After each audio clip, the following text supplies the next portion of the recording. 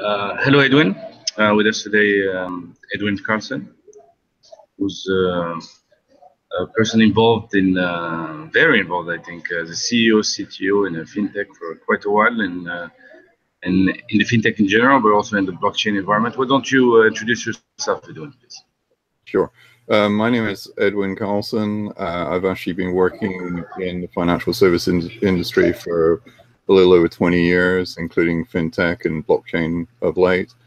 The current startup that I'm working on is SmartBit Auto, where we're financing cars. We're using the blockchain to record the financial transactions, the lending transactions for the cars. And we're also following the full history of the car on the blockchain.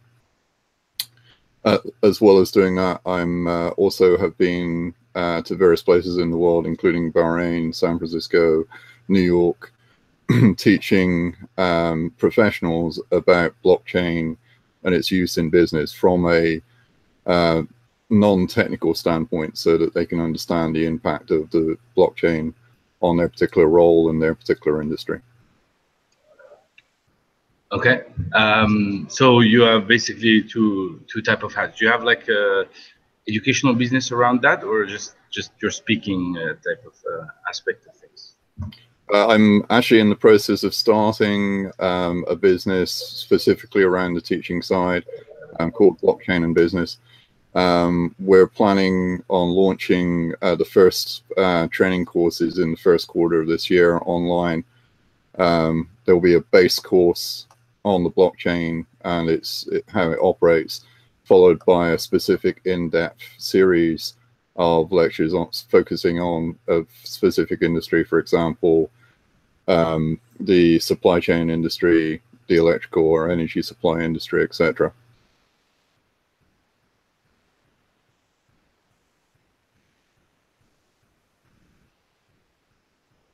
Actually, I can't hear you at the moment. Oh, sorry. The effort is going to be mainly based in the US, or is it going to be like a global effort? Are you doing like type of a decentralized type of network? Or it's going to be a global effort. I'm actually talking to several different partners, both training companies here in the US, blockchain specific companies, and one of them is the Fintech Portfolio, which is a group of companies specializing in fintech products. They have offices in China, India, San Francisco. And then one of the companies that I'm just starting to speak to is working with several multinationals based out of London. So I'll be going over to Europe on a regular basis as well.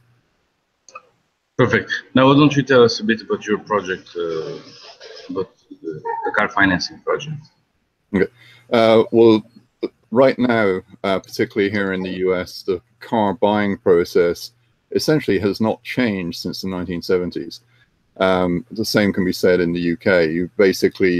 You go to a retail store, you negotiate, or you find the car that you want in person, negotiate the pricing, figure out all the extras, and then you're essentially at the mercy of the dealer. And the only option you have is to walk out on the deal.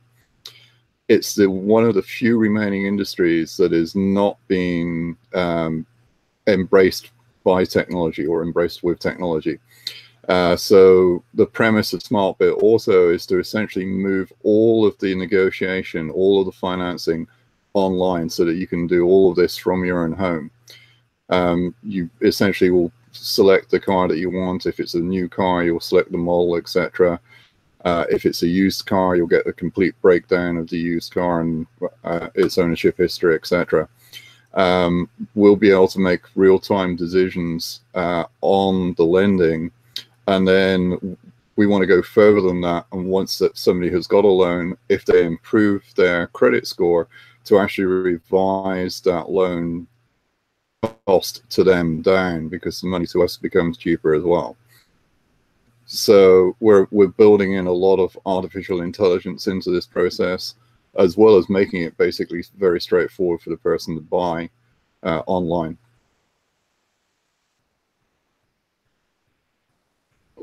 Very interesting. And so basically, this is kind of solve a lot of the trust issues of buying secondhand cars, right? Correct. Yes. You'll be given a complete history of how the car. Sorry, you'll be given a complete history of the car, including any accidents. And if we can set it up correctly, we'll also have a tracking of all the maintenance that goes into the car.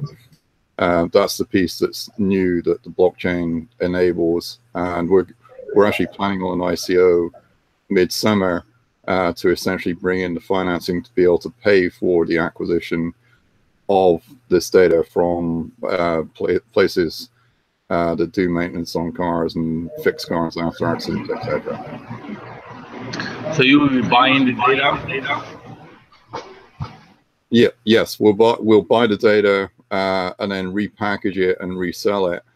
Our expectation is in the first probably 2 to 3 years of operation, the vast majority of our financing, of our revenue will be from the financing arm.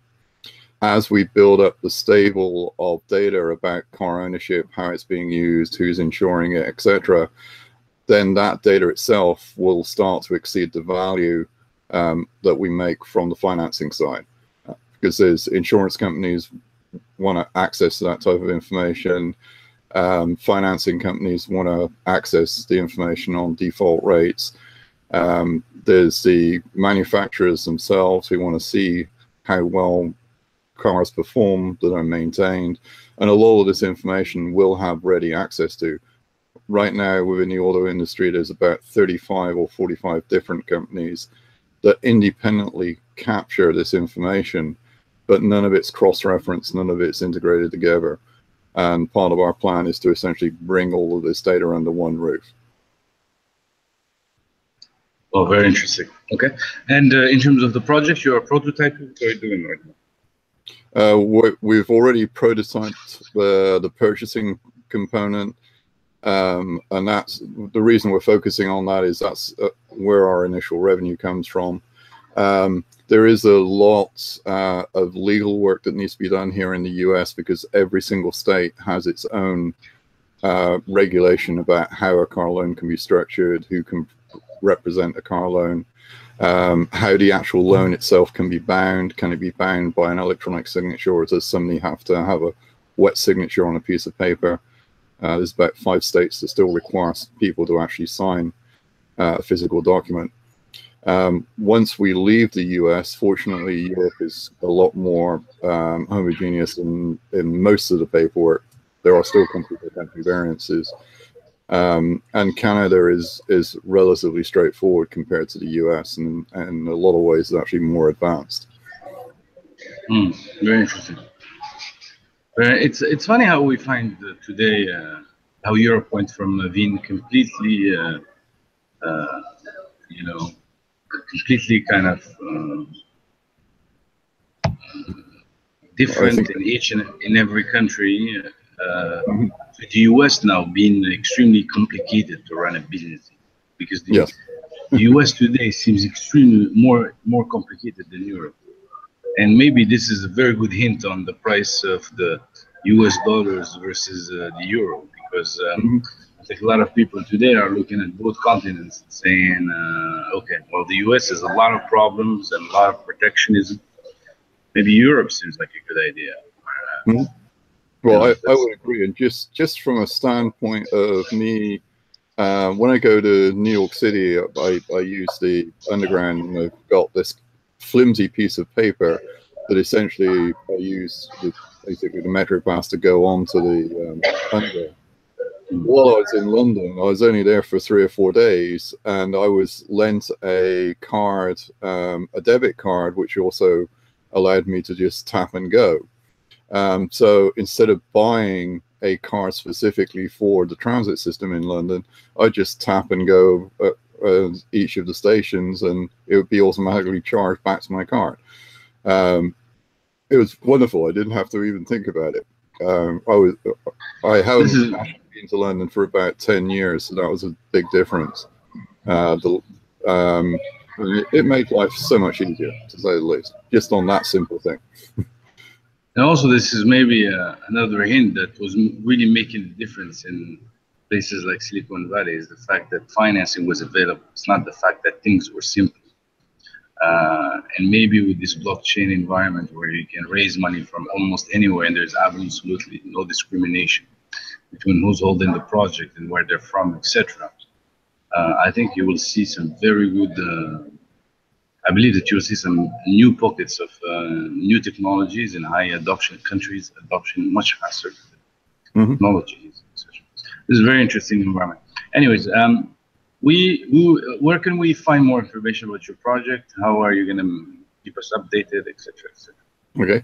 Well, at the moment, for the blockchain and business training, the website is blockchainandbusiness.com.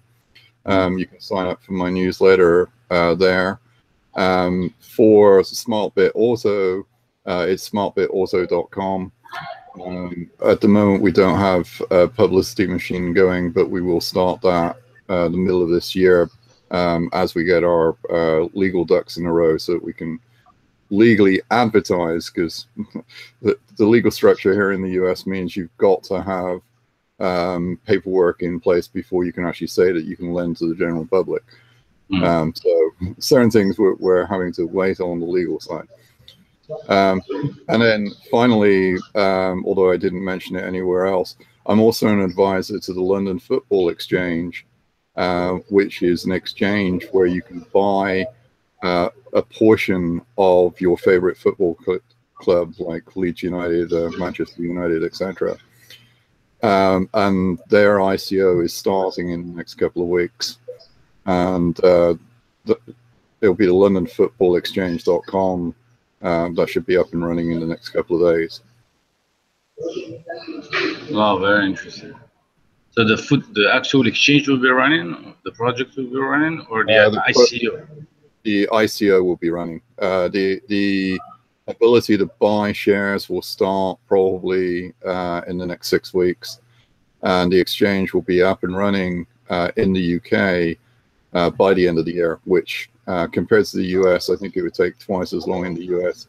Again, not from a technical standpoint, but from the legal structures that you have to put in place to do anything here in the US. So you're right, Europe is leapfrogging ahead of the US, both from a technology standpoint and a legal practicality standpoint. Yeah, absolutely. Well, thank you very much, Edwin, for your time with us. Hope anything you want to share with the people interested in you do advisory as well, right? Yes, I do. I advise corporations, particularly C-level executives, on how the blockchain will impact their industry. A lot of it at the moment is crystal ball work, because essentially nobody knows exactly. But I will say the main theme of everything that I talk about is that trust is being taken away from the corporate entity or the banking world or the finance world and moved into the network, which has profound implications on almost every industry in the world. If you no longer have to trust your bank because you're trusting the network, you can verify that who you're working with from tens of thousands of other people. You can verify that they are a legitimate business to operate and that you will get paid, etc. Changes the entire dynamics of the business world. Absolutely, absolutely. Okay, so thank you for the call, and I hope you enjoyed it as much as I did. Thank you very much. Absolutely. Thanks very much. Bye for now. Bye.